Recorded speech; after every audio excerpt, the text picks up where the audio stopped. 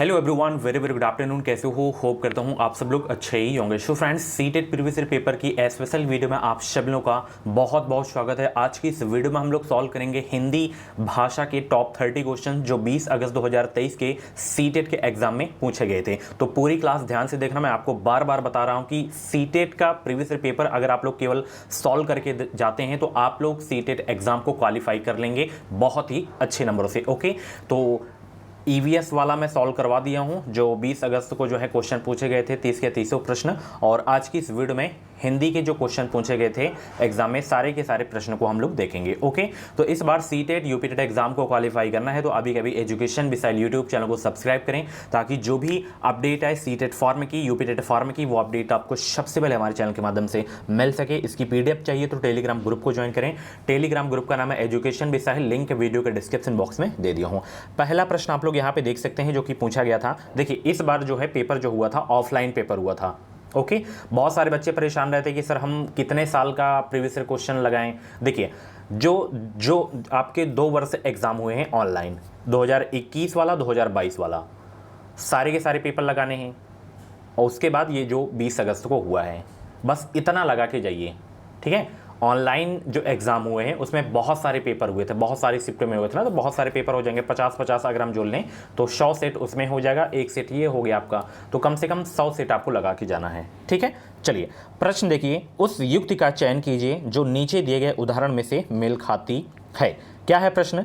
मैं भाषा पर ध्यान केंद्रित रखती हूँ, मैं इस बात का पूरा ध्यान रखती हूँ कि यह सही हो। क्या है? परभाषा, व्याकरण, याद करना या पुनरावृत्ति करना या स्वनिरीक्षण। प्रश्न को अच्छे से पढ़ना फिर आप लोग जवाब देना। मैं भाषा पर ध्यान केंद्रित रखती हूँ, मैं इस बात का पूरा ध्यान रखती हूँ कि यह सही हो।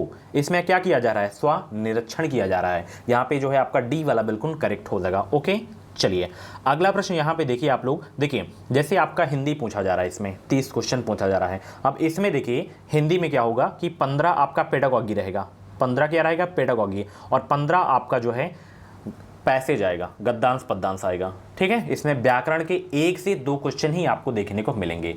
टेट में 30 के 30 क्वेश्चन आपके व्याकरण के रहेंगे। सीटेट में 15 पेडागॉजी, 15 आपका जो है पैसेज रहेगा, दोनों लैंग्वेज की बात करें तो। ओके, प्रश्न देखिए यहाँ पे क्या पूछा गया था कि कक्षा 2 के विद्यार्थी एक कविता गा रहे हैं। यह मेरी नाक है, ये मेरे कान। यह कविता गाते समय वे शरीर के जिस अंग का नाम लेते हैं उस अंग को स्पर्श भी करते हैं। अध्यापिका किस विधि का प्रयोग कर उन्हें सिखा रही हैं? विभिन्न दर्शनग्राही, श्रव्य भाषिक या संप्रेषणात्मक भाषा शिक्षण या समग्र भौतिक प्रक्रिया। यहाँ पे बताइए क्या हो जाएगा इसका राइट आंसर? कक्षा 2 के विद्यार्थी एक कविता गा रहे हैं। यह मेरी नाक है, ये मेरे कान। यह कविता गाते समय वे शरीर के जिस अंग का नाम लेते हैं उस अंग को स्पर्श भी करते हैं। अध्यापिका किस विधि का प्रयोग कर उन्हें सिखा रही हैं? तो समग्र भौतिक प्रतिक्रिया का जो प्रयोग है उसको प्रयोग करके बच्चों को जो है सिखा रही हैं। ओके, अध्यापिका। यहाँ पे 92 का डी आपका बिल्कुल करेक्ट हो जाएगा। अगला प्रश्न आपकी स्क्रीन पे आ गया है। ये सारे के सारे पेडागॉजी हैं आपके। ओके, चलिए।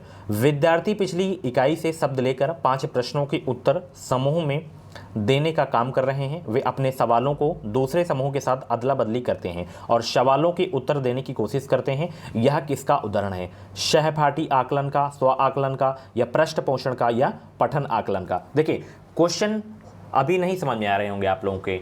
जब आप लोग कम से कम 5 से 6 वीडियो देखेंगे, 5 से 6 क्लास देखेंगे, कम से कम 5 साल के पुराने पेपर आप लोग देख लेंगे। अगर पुराना ही पेपर देख लिया आप लोग, पहले क्या होता था, साल में एग्ज़ाम होता था और ऑफलाइन होता था, तो एक ही एग्ज़ाम होता था एक वर्ष में। ऑनलाइन हुआ तो बहुत सारे सेट हो गए, तो 4 से 5 सेट अगर आप लोग लगाएंगे ना तो क्वेश्चन आपको समझ में आने लगेंगे।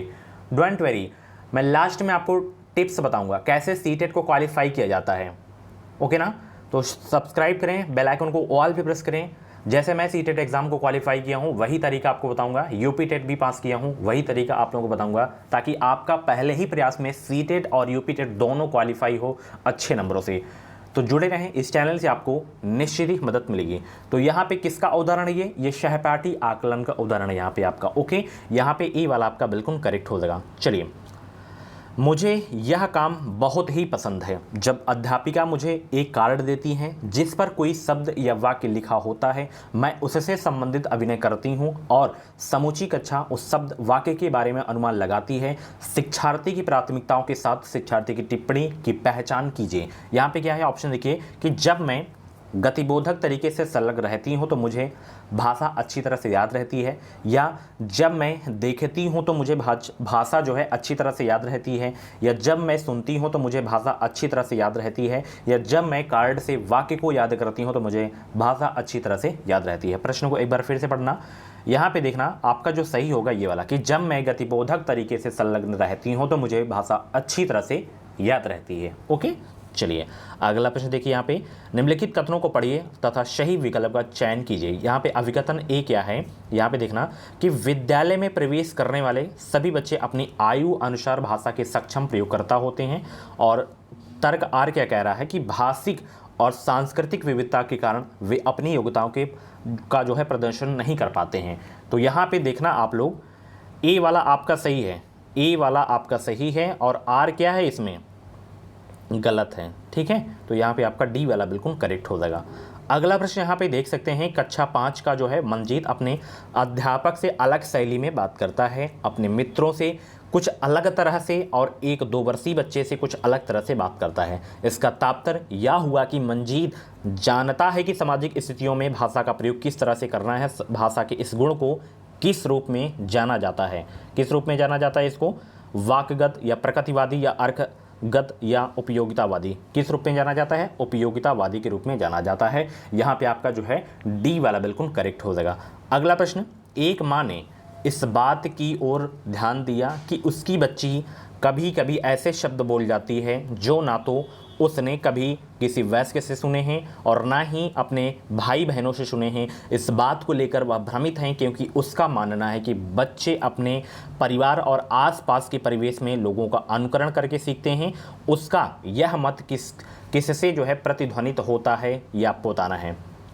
तो ये जो प्रतिध्वनित यानी कि मेल खाता है व्यवहारवाद से खाता है। किससे खाता है, व्यवहारवाद से खाता है। ओके ना, देखिए जब मैं टॉपिक वैसी क्लास लूँगा उसके बाद आप लोग जब सॉल्व करेंगे प्रीवियस ईयर के क्वेश्चन तब आपको समझ में आने लगेगा। ठीक है, तो डेली क्लास देखिए, डेली क्लास देखेंगे तो आपको फ़ायदा मिलेगा। ये नहीं कि 3 दिन क्लास देखेंगे उसके बाद गायब हो जाएंगे तो फिर नहीं समझ में आएगा। आपको डेली आपको प्रैक्टिस करना है।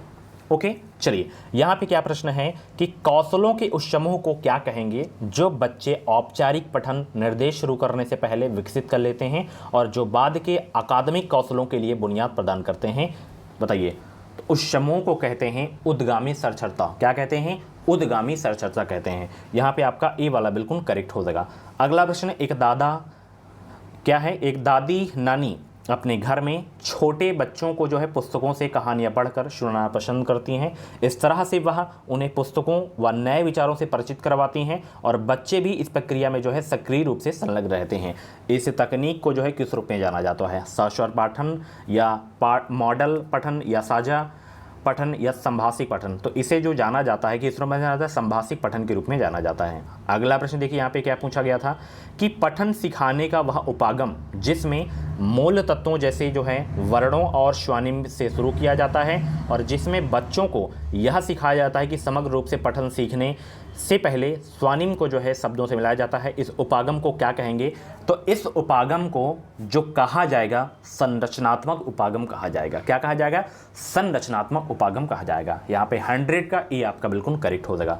अगला प्रश्न आप लोग देखिए, निम्नलिखित कथनों को पढ़िए और तथा सही विकल्प का चयन कीजिए। अभिकथन ए क्या है कि ध्वन्यात्मक वर्तनी के प्रयोग से सही वर्तनी लिखना सीखने की योग्यता मंद पड़ जाती है। तर्क आर क्या कह रहा है यहाँ पे कि जब बच्चे पारंपरिक वर्तनी के स्थान पर अपनी आविष्कृत वर्तनी का उपयोग करते हैं तब यह सही वर्तनी लिखने की उनकी योग्यता को मंद नहीं करती। तो यहाँ पे देखना आपका जो गलत है ए वाला और आर सही है। ए आपका जो है गलत है और सही है। ओके, और मैं बता दूं अगर आप लोग सिलेबस का वीडियो, एग्जाम पैटर्न का वीडियो नहीं देखे हैं तो आप लोग प्ले लिस्ट में जाके देख सकते हैं। सीटेट दिसंबर 2023 के नाम से प्ले लिस्ट होगी, इसमें आपको जो है और भी जो है नॉलेजेबल वीडियो मिल जाएंगे। तो एक बार चेक ज़रूर करना प्ले लिस्ट और सब्सक्राइब ज़रूर करें, वीडियो को लाइक ज़रूर कर दें आप लोग। चलिए अगला प्रश्न पूछा गया था, यहाँ पे देख सकते हैं कि नई भाषा सीखते समय बहुत से विद्यार्थी भाषा के जो है अद्वितीय उच्चारण संबंधी नियमों के कारण जो है भाषा बोलते समय प्रायः आत्मविश्वास की कमी का सामना करते हैं। इस समस्या को दूर करने का तरीका क्या है? इस समस्या को जो दूर करने का जो तरीका है डियर, कि कक्षा में ऐसे खेलों जैसी गतिविधियों का प्रयोग किया जाए जिसमें मौखिक अंतक्रियाएं अधिक हों। तो यहाँ पे आपका तीसरा वाला सही हो जाएगा। ठीक है, चलिए अभी मैं गद्यांश भी आपको दिखाऊंगा कैसे गद्यांश के प्रश्न पूछा जाते हैं।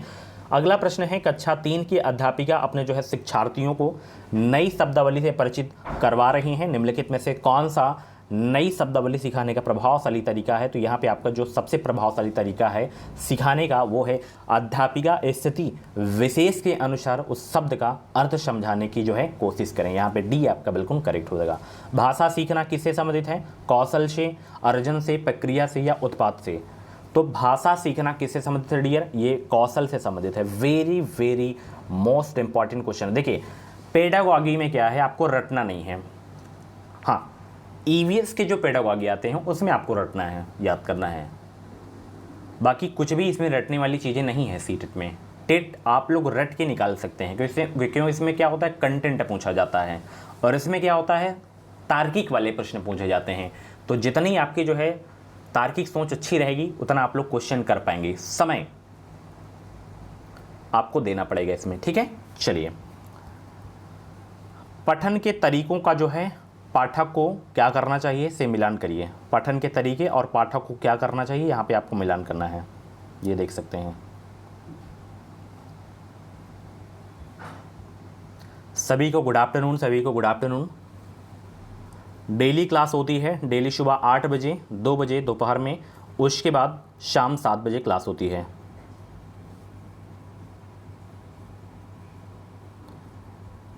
बहुत ही कम लाइक है, सभी लोग लाइक करो। तो यहाँ पे मैं आंसर आपको दिखाई दे रहा हूँ। आपका जो सही हो जाएगा ये वाला, दूसरा वाला। ठीक है, आप लोग क्या करें, इसकी पीडीएफ से अच्छे से प्रैक्टिस करना भी। ओके, क्लास खत्म होने के बाद। अब यहाँ पे देखिए गद्यांश आ गया है। 106 से 14 तक में आपको गद्यांश करना है। यहाँ पे देखना आप लोग कि गद्यांश के अनुसार सबसे धन्यवाद कहने का कारण नहीं है दया, स्वार्थ या संस्कृति या स्वभाव को। तो मैं बता दूं गद्यांश करने का जो तरीका होता है डियर, वो होता है सबसे पहले आप लोग प्रश्न को पढ़ें, उसके बाद आपको क्या करना है, गद्यांश को पढ़ना है। ठीक है, तो यहाँ पे गद्यांश के अनुसार सबसे जो धन्यवाद कहने का कारण नहीं है, जब आप लोग गद्यांश पढ़ेंगे तो यहाँ पे जो कहने का कारण नहीं है दया को नहीं है, बाकी स्वार्थ को है, संस्कृति को है, स्वभाव को है। ठीक है, ये आपका बिल्कुल करेक्ट हो जाएगा। अगला प्रश्न पूछा गया था यही गद्यांश से ही है कि हर बुराई अज्ञान के अंधकार में फैलती है से तात्पर्य क्या है?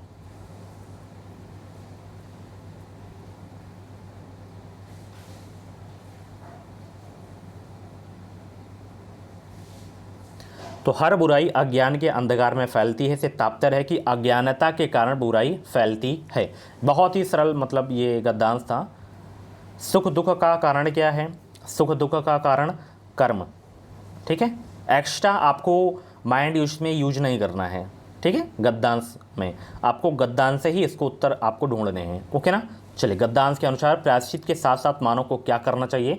पुरुषार्थ करना चाहिए। क्या करना चाहिए? पुरुषार्थ करना चाहिए। अगला प्रश्न देखिए यहाँ पे क्या पूछा जाता है, मन की कोठारी को स्वच्छ रखें से तात्पर्य क्या है? कि मन से बुरे भावों का निष्कासन करना, यही मन की कोठरी को स्वच्छ रखें से तात्पर्य है। अगला प्रश्न देखिए, जीवन का मुख्य लक्ष्य क्या है? तो जीवन का मुख्य लक्ष्य है कि ईश्वर के प्रति आभार प्रकट करना। ठीक है, चलिए स्वार्थ का विलोम देखिए यहाँ पे ये पूछ लिया, और ये जो स्वार्थ का विलोम पूछा है ये स्वार्थ आपको गद्यांश में ही देखने को मिलेगा शब्द, तो बाहर से प्रश्न नहीं आते गद्यांश में। दो मान के चलिए, दो ग्रामर के पूछ लेंगे, या तो विलोम पूछ लेगा, या तो संधि पूछ लेगा, या तो समानार्थी शब्द आपके गद्यांश से ही रहेंगे। तो शर्त का जो स्वार्थ का जो विलोम होगा निस्वार्थ हो जाएगा। बिल्कुल सरल प्रश्न है। अगला प्रश्न देखिए, मानवीय शब्द में जैसे यहाँ पे देखिए व्याकरण से पूछ लिया ना, तो मानवीय में जो आपका प्रत्यय है ई प्रत्यय है। क्या प्रत्यय है? ई प्रत्यय है आपका। ठीक है, चलिए आधी क्लास मत देखना, जब भी समय मिले तो पूरी क्लास जरूर देख के जाना। कौन सा शब्द इसमें जो है समूह से भिन्न है? तो यहाँ पे एक दूसरे के यहाँ पे विलोम शब्द लिखे गए हैं, तो अंधकार का अंधेरा ये पर्यायवाची लिख दिया गया है, तो यही आपका इसमें अलग हो जाएगा। अब ये देखिए काव्यांश आ गया है, आया समय उठो तुम नारी, युग निर्माण तुम्हें करना, आज़ादी की खुदी नींव में तुम्हें प्रगति पत्थर मारना है। अपने को कमज़ोर ना समझो, जननी हो संपूर्ण जगत की गौरव हो। यहाँ पे कविता का मुख्य स्वर जो है स्त्री शक्ति के लिए है। इसमें कविता का मुख्य स्वर क्या है? स्त्री शक्ति के लिए है, ठीक है। तो यहाँ पे आपका जो है सी वाला बिल्कुल करेक्ट हो जाएगा। अगला प्रश्न आपकी स्क्रीन पे है यहाँ पे कि कविता के अनुसार स्वतंत्रता प्राप्ति में स्त्री की भूमिका क्या है? औसत है, संज्ञान योग्य है, या नगण्य है, या अप्रासंगिक है? तो संज्ञान योग्य है यहाँ पे स्त्री की भूमिका। स्त्री के लिए जो है किस विशेष से का प्रयोग नहीं किया गया है? तो स्त्री के लिए किस विशेषण का प्रयोग नहीं किया गया है? इसमें देखिए प्रयोग नहीं किया गया, अबला का प्रयोग नहीं किया। बाकी न्यू आपको देखने को मिल जाएगा। काव्यांश में सबला, गौरव, ये तीनों, अबला आपको नहीं देखने को मिलेगा। स्त्री की निर्माणकारी शक्ति का भाव कविता की किस पंक्ति में निहित है? स्त्री की निर्माणकारी शक्ति का भाव कविता की किस पंक्ति में निहित है? तो ये युग निर्माण तुम्हें करना है, ठीक है। दो प्रश्न और बचे हैं यहाँ पे, देख सकते हैं। कविता के अनुसार स्त्री को क्या करना चाहिए? स्वयं की शक्ति को पहचानना होगा। कविता के अनुसार स्त्री को स्वयं की शक्ति को पहचानना होगा। लास्ट क्वेश्चन यहाँ पे देख सकते हैं कि जननी हो संपूर्ण जगत की पंक्ति में कौन सा अलंकार है? तो यहाँ पे रूपक अलंकार हो जाएगा, ठीक है। सो फ्रेंड्स, ये थे आपके जो है हिंदी के प्रश्न जो कि इस बार के सीटेट के एग्जाम में पूछे गए थे, और बिल्कुल इसी तरह के क्वेश्चन आपके एग्जाम में आएंगे। ईवीएस वाला पेपर नहीं देखे हैं तो जाके देखिए। और ये हिंदी का हो गया, बचा आपका सीडीपी, और लैंग्वेज 2 में आपका संस्कृत बचा, इंग्लिश बचा, उसके बाद मैथ बचा। ओके, तो बिल्कुल फ्री में तैयारी करवाई जाएगी सीटेट एग्जाम की। सब्सक्राइब करें अभी कभी यूट्यूब चैनल को, ताकि इस चैनल से आपको जो है क्लासेस का नोटिफिकेशन मिलता रहे। जो भी सीटेट फॉर्म की अपडेट है वो अपडेट भी आपको मिलती रहे। ओके, क्लास कैसी लगी कमेंट बॉक्स में फीडबैक जरूर देना। टेलीग्राम ग्रुप से जरूर ज्वाइन हो जाना, और कुछ भी डाउट्स है तो मुझे आप लोग इंस्टा पे फॉलो कर सकते हैं। इंस्टाग्राम आईडी की लिंक वीडियो के डिस्क्रिप्शन बॉक्स में दे दिया हूँ। Thank you so much.